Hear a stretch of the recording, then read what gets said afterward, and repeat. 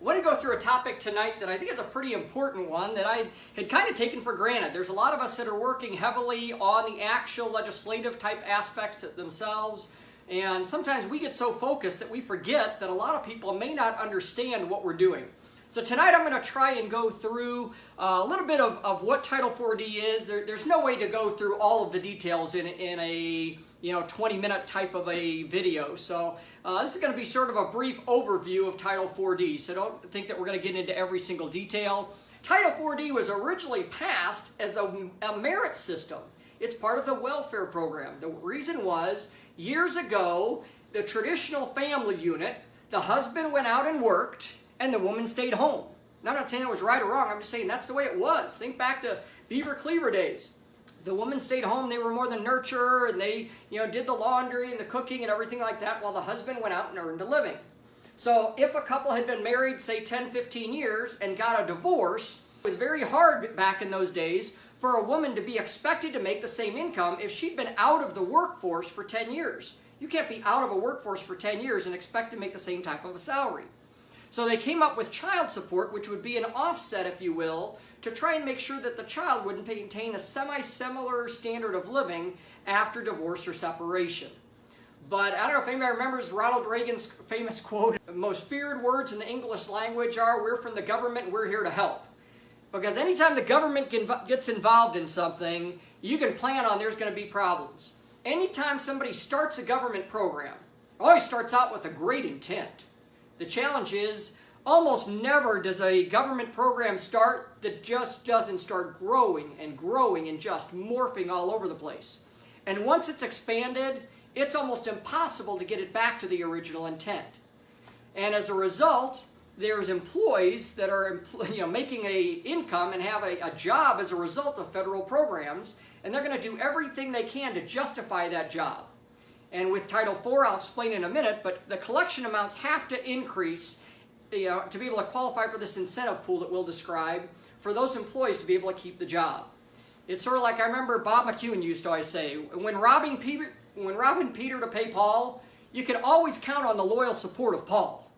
And that's basically what's been happening to non-custodial parents all across the country. There's what's known as mission creep. And this is, as I said, any type of federal program starts out with a mission creep. It started off, as I said, basically for welfare programs for people who needed federal assistance so that the government could get some of that. If they were helping, say, in the olden days, it was the woman that needed some type of welfare support to be able to get back on her feet again after divorce or separation.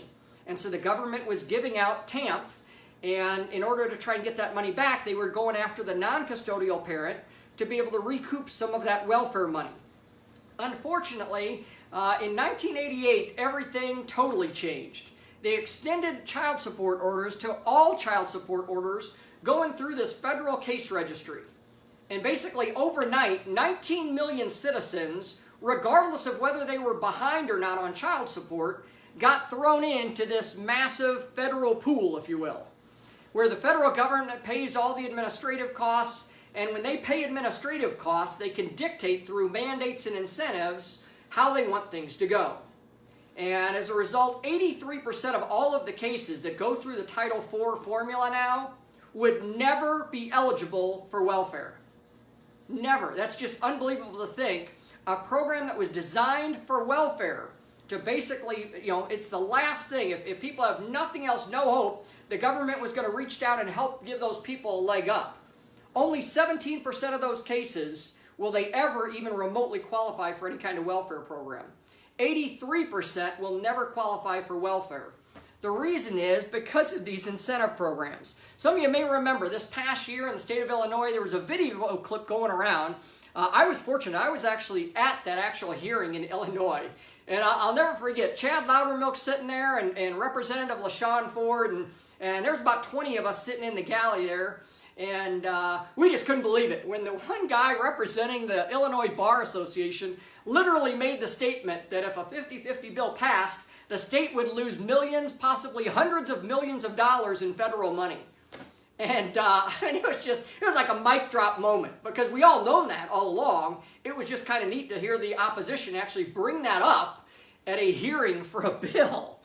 But there's two major parts to the Title IV program. One part basically is a reimbursement of 66 cents on the dollar for every dollar the state spends in collection efforts.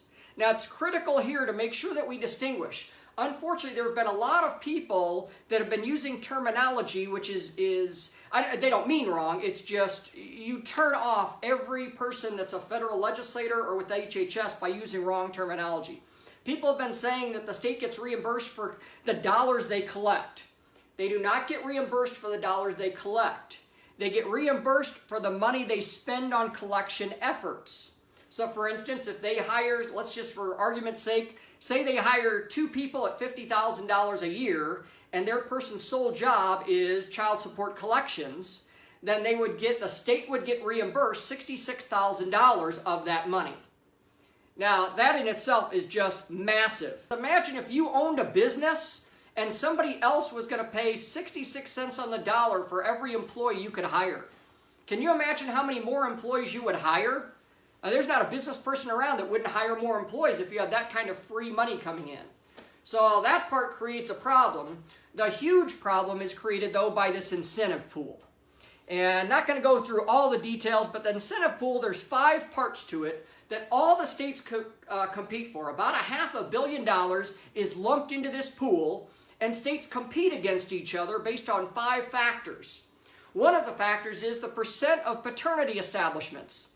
That's why you'll notice in a lot of cases, people are determined to be the father that aren't even the father. Some of you have heard about the Texas case with Gabriel Corneu, who's ordered to pay something like $80,000 worth of arrears for child support for a child that has already been proven is not his child based on a DNA test. So there's a percentage that's given in this pool based on percentage of paternity establishments. The next thing is the child support order establishments, and that's the one that's really affecting the majority of people, because the higher they can get those orders up, the more money the state is going to get based on that incentive pool. And then the current support orders, the arrears collections, and the cost effectiveness. But to be honest, there's really 3 of those that are the main things, and that's the child order establishments, the current support, and the arrears collections. Those 3 alone make up about 75 to 80% of the actual formula. And so that's why we're running into so much problem. They always say follow the money. States are going to have a hard time passing a piece of legislation if they realize, okay, we're already getting this federal money. So if we stop getting this federal money, we're going to have to take that money out of our own personal budget for the state or lay off all kinds of state employees.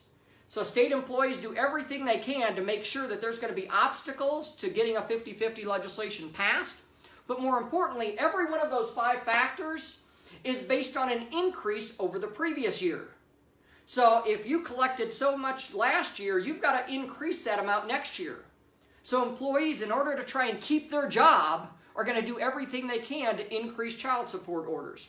Well, what's the easiest way to do it?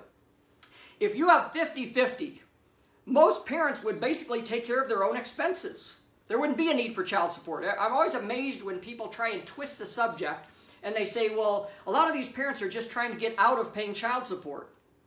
Well, if the child is living with them, they would be supporting the child.